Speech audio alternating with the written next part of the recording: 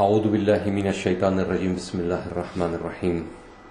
Las alabanzas sean para Allah, Señor de los universos, y sus bendiciones sean sobre el mensajero Muhammad, su familia purificada, inmaculada, y sobre todos aquellos que se esfuerzan en seguir el camino recto. Que la maldición caiga sobre quienes los oprimen, pues son la raíz del árbol de la perversidad. Assalamu alaikum wa rahmatullahi wa barakatuh. Una vez que en la charla anterior hemos hablado de la cuestión del alma, ahora inshallah vamos a hacerlo acerca del corazón. Generalmente cuando utilizamos el término corazón, más allá que para designar al órgano anatómico que bombea la sangre por nuestro aparato circulatorio, nos referimos a ese centro emocional del interior del ser humano que está en constante cambio y transformación a medida que recibe nuevas emociones, nuevas sensaciones, nuevos sentimientos. Es, digamos, un entendimiento del término corazón meramente emocional. Sin embargo, cuando hablamos del corazón, qalb en árabe, dentro del ámbito de la ética islámica, no nos referimos a esa significación emocional o sentimental del término. Cuando en la ética islámica se habla de qalb, se refiere a la realidad del ser humano. Es decir, cuando se dice que el ser humano tiene una apariencia, una esencia, una sustancia, una realidad, que es la que conforma el ser en sí, a ese ser es a lo que en la ética islámica se denomina qalb, porque el corazón en la ética islámica abarca al ser humano en sí, comprendiendo el alma, el intelecto y la capacidad emocional de la persona, todo en conjunto. Por tanto, la propia alma o el espíritu serían una parte del corazón según este entendimiento del término. De todos modos, también hay que tener en cuenta que es muy difícil establecer compartimentos estancos en cuanto a las definiciones en estos temas, y estas se utilizan más como una herramienta discursiva que, por supuesto, como ningún tipo de dogma. Máxime cuando, en este caso, con el término corazón, por ejemplo, pues tiene distintos significados también en la terminología de la Sharia, de la filosofía o del propio Irfán. Lo importante que debemos comprender es que el esfuerzo por transformar el corazón, de cuya integridad o corrupción dependen la felicidad y la desdicha del ser humano, es lo esencial y no la terminología. No sea que por prestar demasiada atención a los términos y a que abarca o no abarca estas palabras, pues esto nos haga olvidar el objetivo último, que no es otro que la salud de nuestro corazón. Podemos leer en el Corán respecto al corazón en la ley 283 de la Sura Al-Baqarah: y no ocultéis vuestro testimonio, quien lo oculte tiene verdaderamente un corazón pecador, y Dios sabe lo que hacéis. Muchos de los errores que comete el hombre son adjudicados al corazón, ya que el corazón es el centro y la fuente de toda acción. Y la acción no es más que la manifestación interna de lo que hay en nuestro interior, sea esto positivo o negativo. Es decir, si nosotros tenemos un interior generoso, somos personas generosas en nuestro interior, en nuestro ser, pues obviamente de nosotros se desprenderán acciones generosas. Igualmente, si la maldad de lo que hay dentro de nosotros, en nuestro interior, pues será acciones malignas lo que salga, ¿no? Lo que emane. Por tanto, adjudicar el pecado al corazón, como hemos visto en la ley, tiene sentido en cuanto a que el pecado, como toda otra acción, nace de nuestro interior, de nuestro corazón, fuente de toda acción. También nos dice el Corán en la ley 33 de la Sura 50, la Sura Qaf: para quien temiese al Clementísimo en secreto y viniese con un corazón arrepentido. En este caso vemos que se manifiesta la acción de dirigirse hacia Allah, de dirigirse al origen de toda bondad, protagonizada igualmente por el corazón. Por tanto, en adelante, cuando nos refiramos al corazón, tenemos que tener en cuenta que nos referimos siempre al propio ser humano, en tanto que, como dijimos antes, el ser en sí es su interior y su esencia. Nosotros no somos el cuerpo que nos envuelve.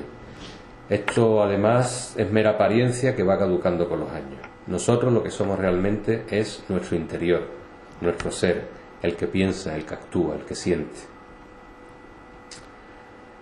Con respecto al qalb, puede ser un corazón sano si sigue los mandatos de su naturaleza primigenia, de su fitra, o un corazón enfermo cuando se desvía de este mandato.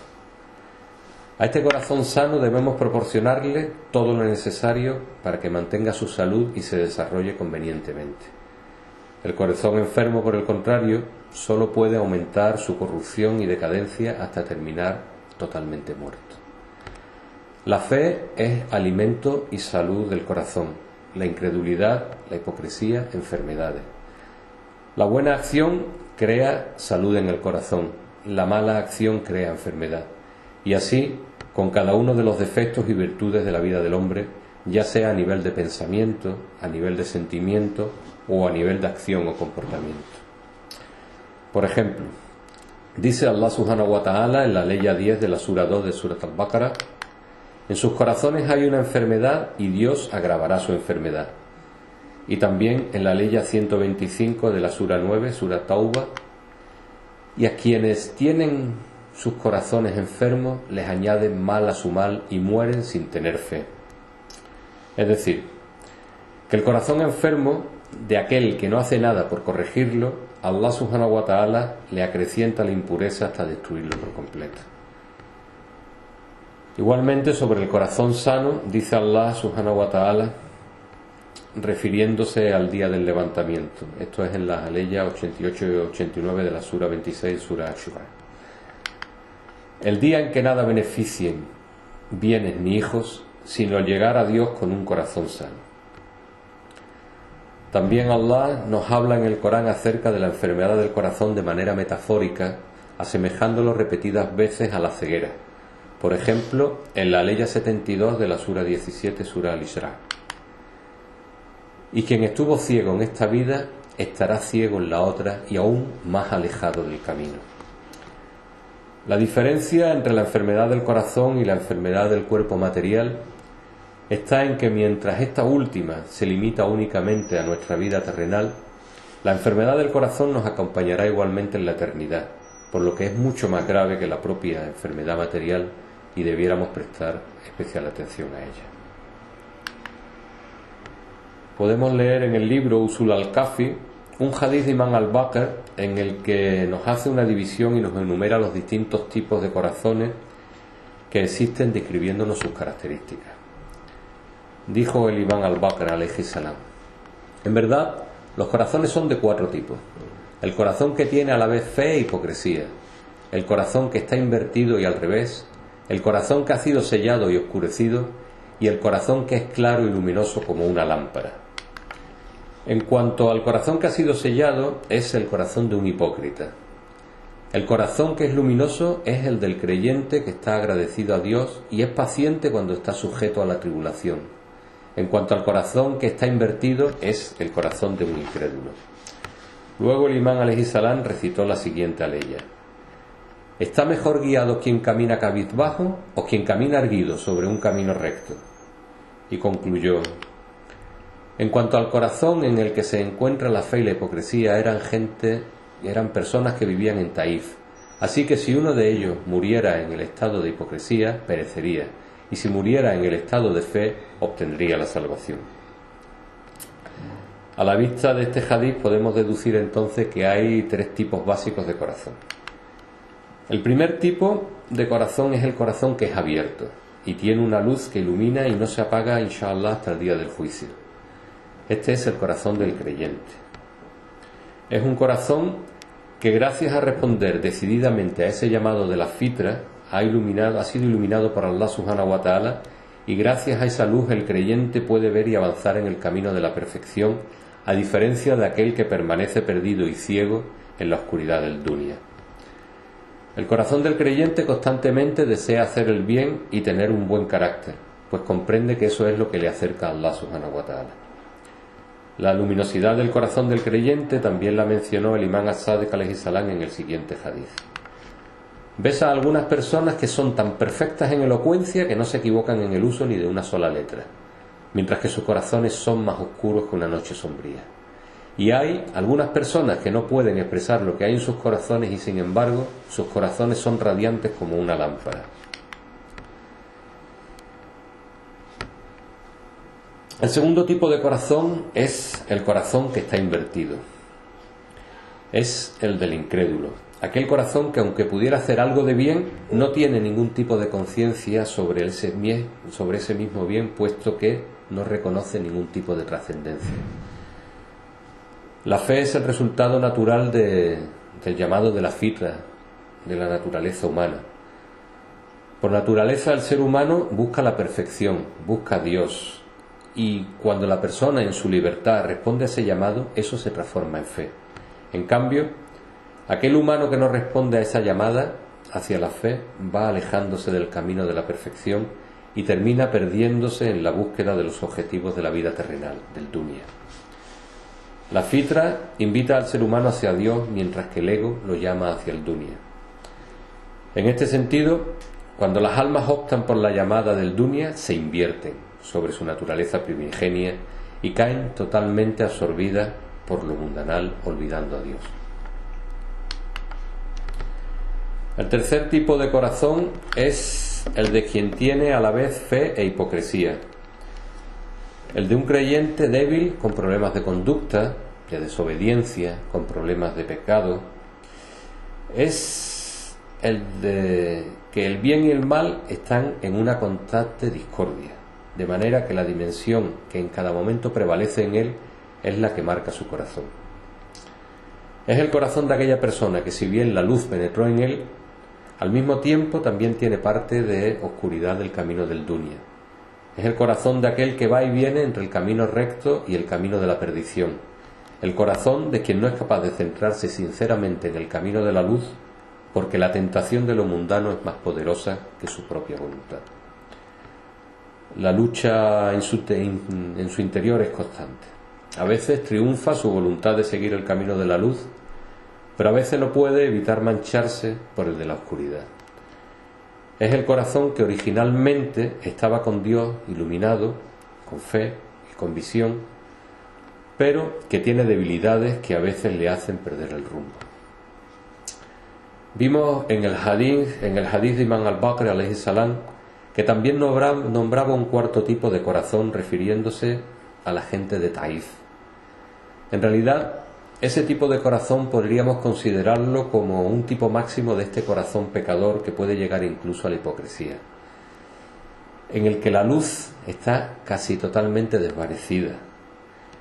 Es el de alguien que solo considera la creencia en apariencia, pero no siente temor ni respeto alguno por ella, ni ésta lo lleva a buscar el camino de la luz.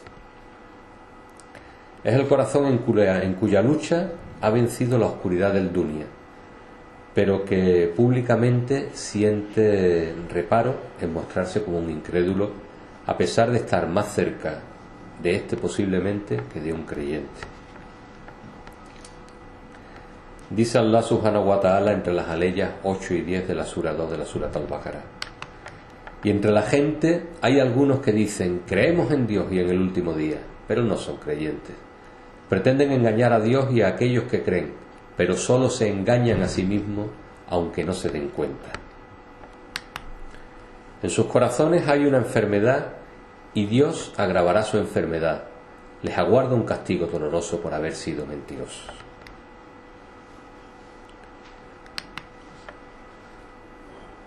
El corazón nace con la posibilidad de mantenerse iluminado y discurrir por el camino de la fe. Sin embargo, cuando se desvía de este camino innato de la fe, por el motivo que sea, ya sea por mala educación, porque no ha recibido la educación necesaria, por desconocimiento, por intereses, por lo que sea, ¿no?, comienza a distanciarse entonces del camino de la perfección y empieza a marchitarse, a endurecerse. Igual que una planta necesita de un ambiente adecuado de iluminación, de humedad, etc., para mantenerse viva, robusta, esplendorosa, con un crecimiento y un desarrollo adecuado, igualmente el corazón necesita de un ambiente adecuado para su progreso. El camino de la verdad, de la fe, de la perfección, de la religiosidad, de la espiritualidad, de la moral, de los principios, lleva a ese corazón a un crecimiento saludable. Pero cuando se aleja de ese camino es como quitarle el sol y el agua a la planta. Y al igual que en el caso de la planta de esa manera la llevaríamos a su marchite, El corazón que se aleja de este camino igualmente termina muriendo. A la muerte del corazón, en la terminología de la ética islámica, se la denomina endurecimiento del corazón. Dice Allah subhanahu wa ta'ala en las aleyas 42 y 43 de la sura 6, sura Al-Na'am: ciertamente hemos enviado profetas a otras comunidades antes de ti, e hicimos que éstas soportasen dificultades y preocupaciones para que suplicasen con humildad. Si hubiesen suplicado humildemente cuando les alcanzó nuestro rigor. Pero se endurecieron sus corazones y Satanás les embelleció su comportamiento. Es decir, cuando nos desviamos del camino de la luz y nos adentramos en el camino de la oscuridad, olvidamos cualquier pudor ante el pecado o las malas acciones. E incluso Shaitán nos da justificaciones para que nos sintamos cómodos con esa desviación. O sea, por ejemplo, si robo, bueno, pues no es tan grave, o sea, otros también roban y roban muchísimo más que yo, o mira, robo porque es que lo necesito, porque en mi casa, en fin. O mira, si soy adúltero es que mira, mi mujer me tiene hasta las narices y en fin, yo me merezco tiempo de relax en brazos de una mujer que me comprenda. Bueno, lo que sea. Shaitán siempre nos dará la excusa apropiada para que justifiquemos nuestros errores y nuestros pecados. Por eso es conveniente en este punto recordar el dicho de Imam Ali alayhi salam: precaveos de un enemigo que se infiltra en los corazones ocultamente y murmura en los oídos supersticiamente. Hay otra narración en la que Imam Ali alayhi salam nos proporciona un ejemplo gráfico sobre la relación intrínseca que existe entre la comisión de pecado y el endurecimiento de la personalidad del ser humano. No deja caer una lágrima el ojo cuando el corazón se ha endurecido, y el corazón se endurece cuando comete muchos pecados. También dijo Emir al-Mu'minin alayhi salam: todo aquel que carezca de dominio sobre sí mismo y piedad tendrá un corazón muerto. Quien quiera que tenga un corazón muerto entrará en el infierno. Todos los seres vivos de la creación, todas las plantas, todos los animales, incluidos los humanos, compartimos un mismo ciclo de vida y de muerte. Vida y muerte biológica igual para todos. O sea, nacemos, nos alimentamos, crecemos, nos reproducimos y morimos. Cada uno con sus peculiaridades, pero todos reproducimos ese mismo ciclo. Sin embargo, existe otra forma de vida y de muerte que se limita exclusivamente al ser humano, a la humanidad. Una forma de vida y muerte relacionada con aquello de lo que hablábamos en la charla anterior, que nos diferencia del resto de animales de la creación y del resto de los seres vivos, y eso es la vida y muerte espiritual. El corazón vivo es un corazón espiritualmente vivo, entendiendo el término corazón con el significado que apuntábamos al inicio de esta charla, el cual integra, como dijimos, al intelecto, al alma y a la capacidad emocional de la persona. Imam Ali alayhi salam nos habla en múltiples ocasiones de los alimentos que mantienen vivo el corazón. Por ejemplo, refiriéndose al Corán, nos dice: reflexionen sobre el Corán, ya que este es la primavera de los corazones. Es decir, igual que la primavera da vida a las plantas, el Corán da vida a nuestros corazones. También nos dice Amir al-Mu'minin alayhi salam: la sabiduría y el conocimiento son vidas para el corazón muerto. En otras ocasiones el imán se refiere a las causas que provocan la decrepitud y muerte del corazón, señalando, por ejemplo: incluso peor que la enfermedad del cuerpo es la enfermedad del corazón, la enfermedad espiritual. Y también: aquel cuyo nivel de preocupación es bajo, su corazón está muerto. Bueno, aquí quiero aclarar una cosa. Lo que se ha traducido como precaución, en su texto original en árabe, el Imam Ali alayhi salam utiliza la expresión wará, que es un nivel más alto que el de taqwa. Wará también podría traducirse como abstinencia y significa mantenerse alejado de las cosas, no solo digamos de las cosas que están prohibidas, sino también de cualquier cosa indecorosa o cualquier cosa inútil. Evitar cualquier cosa que sea ilegal, como hemos dicho, pero hace el hincapié de abstenerse incluso de cualquier cosa dudosa, siempre por temor a cometer un acto inmoral. Taqwa es un nivel inferior al de Wara porque, como hemos dicho, Taqwa implica únicamente, digamos, mantenerse alejado de los pecados, mientras que Wara, al ampliar eso a cualquier aspecto que pudiera ser, digamos, dudoso, abarca mucho más. Es una barrera superior de protección para quienes temen el castigo de Allah y tienen esperanza en la recompensa divina. Bueno, espero que explicando esto se entienda un poco mejor el hadith, el significado del hadith del imán. Igualmente, Allah subhanahu wa ta'ala se refiere en muchas ocasiones en el Corán a las enfermedades del corazón. Además de lo ya citado anteriormente de la Surat al-Baqara y de la Surat al-Tawbah, podemos leer también algunos otros ejemplos. Dios todo lo conoce, es sabio, haciendo de los obstáculos de Satanás una prueba para quienes tienen una enfermedad en sus corazones. En otra ley leemos: tras ello vuestros corazones se endurecieron como piedras o aún más.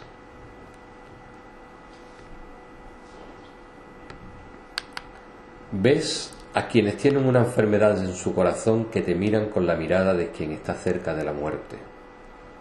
O en otra ley: ¿o creían quienes tienen una enfermedad en sus corazones que Dios no iba a sacar a la luz el profundo odio que ellos tienen? Por otra parte, Allah subhanahu wa ta'ala también se refiere al Corán, en el Corán, a los corazones que están espiritualmente vivos. Por ejemplo, en la ley 36 de la Sura 6, Sura Al-An'am: solamente aquellos que escuchan responderán a tu llamada, oh mensajero. En cuanto a los muertos de corazón, Dios les resucitará y entonces les hará regresar a Él. Los factores que determinan la muerte y vida espirituales son muchos, pero sin embargo, y sin duda, cosas como la hipocresía, el orgullo, el prejuicio, el fanatismo, la ignorancia, la realización de los principales pecados son cosas que matan el corazón.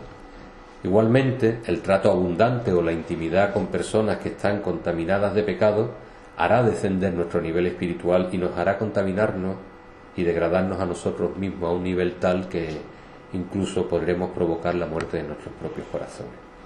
Al respecto, Imán Ali alayhi salam dijo también: si tienes dudas sobre una persona y no conoces su fe, mira a sus amigos. Si son personas de la fe en Dios, entonces él también estará en la fe en Dios. Y si están en otra parte que no sea la fe en Dios, entonces él tampoco estará en la fe en Dios. Hablamos la semana pasada comparando las enfermedades físicas con las enfermedades del alma y los doctores del cuerpo con los doctores del alma. Con el corazón ocurre lo mismo. Ya dijimos al principio que al fin y al cabo el alma no es más que una parte del corazón. Entonces, cuando tenemos un corazón enfermo, pero que aún no se ha perdido del todo, no se ha perdido por completo y tiene la posibilidad de volver al camino de la luz, y sobre todo, si deseamos curarlo, hemos de recurrir a los mismos doctores a los que nos referíamos el otro día, es decir, a los profetas y a los imames alayhis salam.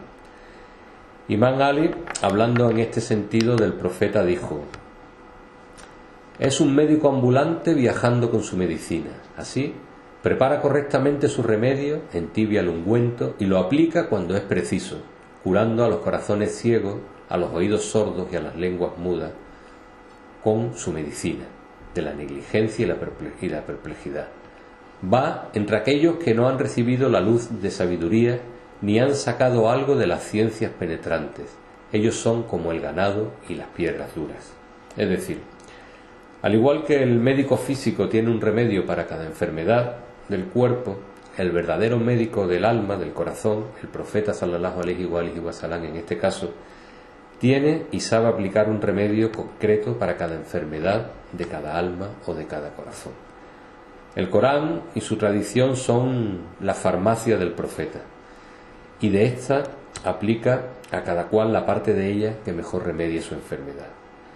Dice Allah subhanahu wa ta'ala en la ley 43 de la Sura 16, Sura An-Nahl: preguntad a la gente del recuerdo si no sabéis. Acerca de esta ley le preguntaron al profeta Muhammad sallallahu alaihi wa sallam y dijo: El recuerdo soy yo, y los imames son la gente del recuerdo. También dice Allah subhanahu wa ta'ala en la ley 44 de la sura 43, sura Az-Zurruf: y en verdad ello es un recuerdo para ti y para tu pueblo, y pronto seréis preguntados. Imam al-Baqir alayhi salam explicó: nosotros somos su pueblo y somos quienes serán interrogados. En definitiva, como ya decíamos el pasado viernes, solo el profeta y los imames alayhim salam, bueno, los profetas en general y los imames alayhim salam pueden ofrecernos una cura verdadera para nuestras enfermedades espirituales. Y durante la ocultación del imam Mahdi alayhi salam, que Allah subhanahu wa ta'ala apresure su manifestación, en la que no tenemos acceso a ninguno de estos médicos naturales, a ellos solo podemos llegar a través de los verdaderos hombres de fe y conocimiento que con su trabajo, con su esfuerzo y con el ejemplo de su vida han alcanzado el grado de poder ser los administradores de esa medicina profética que cure nuestros defectos y nuestras enfermedades. Y con esto pues concluimos el día de hoy. Inshallah, la semana que viene seguimos. Walhamdulillahi Rabbil Alamin. Salawat. Allahumma salli ala Muhammad wa ali Muhammad.